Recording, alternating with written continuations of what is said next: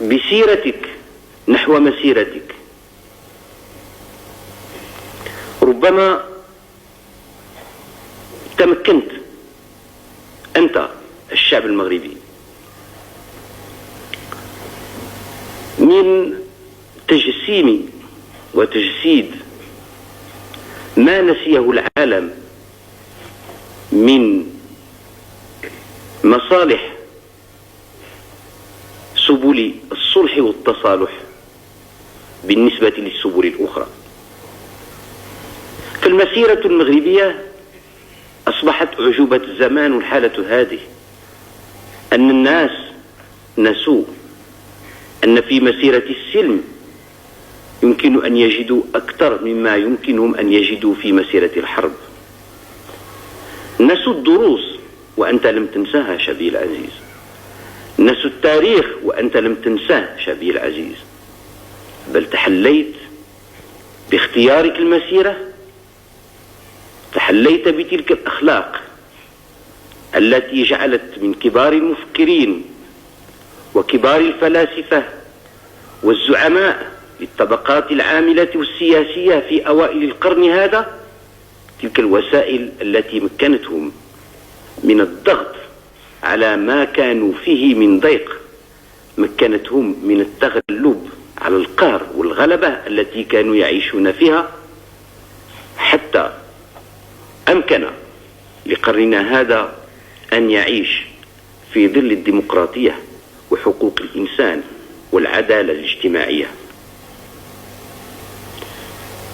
فمن عجب الأشياء أن الناس نسوا وأنت لم تنسى، ومن عجب الأمور أن الشعوب نست وأنت لم تنسى. وهذا ما يزيدني فخرا على فخر في كوني أراد الله لي سبحانه وتعالى أن أكون خادمك لأسير بك وتسير بي نحو الآفاق التي نرضاها لأبنائنا ولأسرتنا الكبيرة، الأسرة العالمية كلها.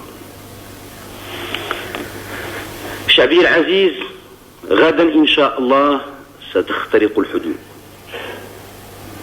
غدا إن شاء الله ستنطلق المسيرة، غدا إن شاء الله ستطؤون أرضا من أراضيكم وستلمسون رملا من رمالكم وستقبلون أرضا من وطنكم العزيز. وكأب مرشد لك وكأمير للمؤمنين وقائد لسياستك سأزودك شعبي العزيز ببعض النصائح. أولا شعبي العزيز، بمجرد ما تخترق الحدود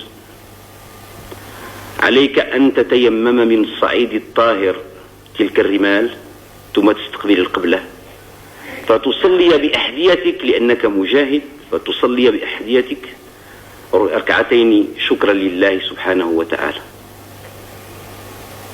وكما قال الفقهاء: فإذا الحسن بدا فاسجد له، فسجود الشكر فرض يا أخي. ثانيا شعبي العزيز، عليك أن تعلم أن هذه المرحلة من المسيرة ليست كسابقتها. هذه المرحلة تستلزم منك ضبطا أكبر ونظاما أكثر، فعليك أن تكون مطيعا سامعا للذين هم يؤطرونك حتى يمكننا أن نسير بمسيرتنا إلى الهدف المطلوب. ثالثا شعبي العزيز، كما قلت لك في خطابي الأول، إذا ما لاقيت إسبانيا كيفما كان ذلك الإسباني عسكريا أم مدنيا فصافحه وعانقه واقتسم معه مأكلك ومشربك وأدخله مخيمك، فليس بيننا وبين الإسبان غل ولا حقد، فلو أردنا أن نحارب الإسبان لما أرسلنا الناس عزال، بل أرسلنا جيشا باسلا.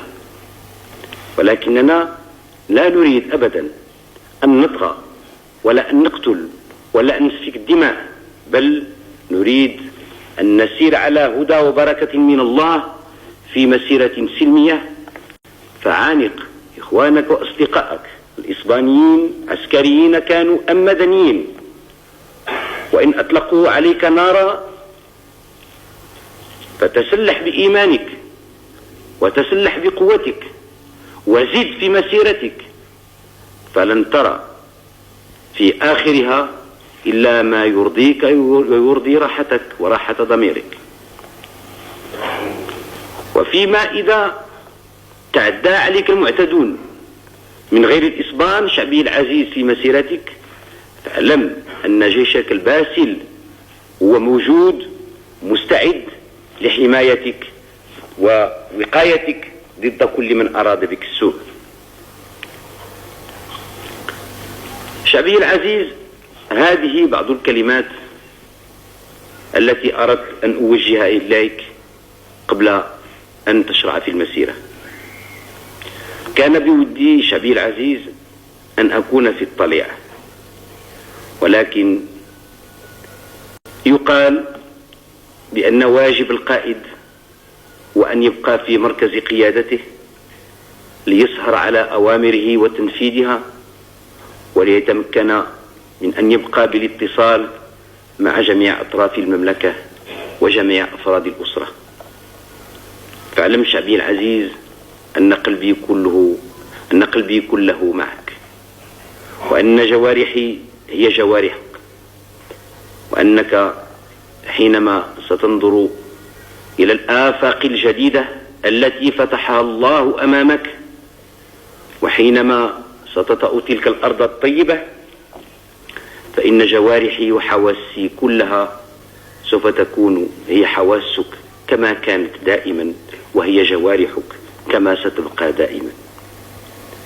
شعبي العزيز، مما يثلج الصدر ومما يدخل الفرح أنك غدا حينما ستسير سوف لا ترى فقط العلم المغربي، بل سيكون علمنا المغربي والأحمر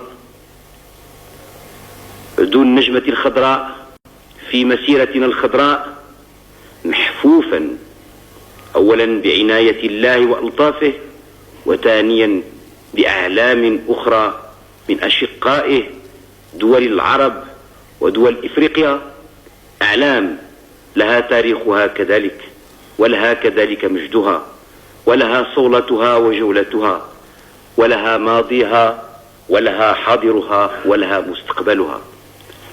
فسير شعبي العزيز على بركة الله، تكلأك عنايته وتحفك بك رعايته، وسدد الله أقدامك وخطاك، وجعل هذه المسيرة مسيرة فتح مبين على الشعب المغربي وعلى إخواني الصحراويين الذين نحن في أحر من الجمر عن اللقاء بهم ولعناقهم والتعرف عليهم.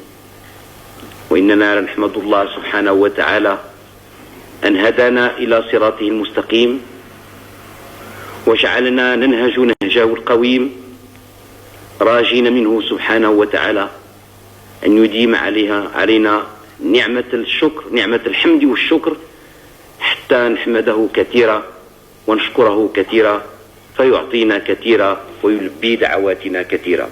إنه سميع مجيب وبالاستجابة جدير.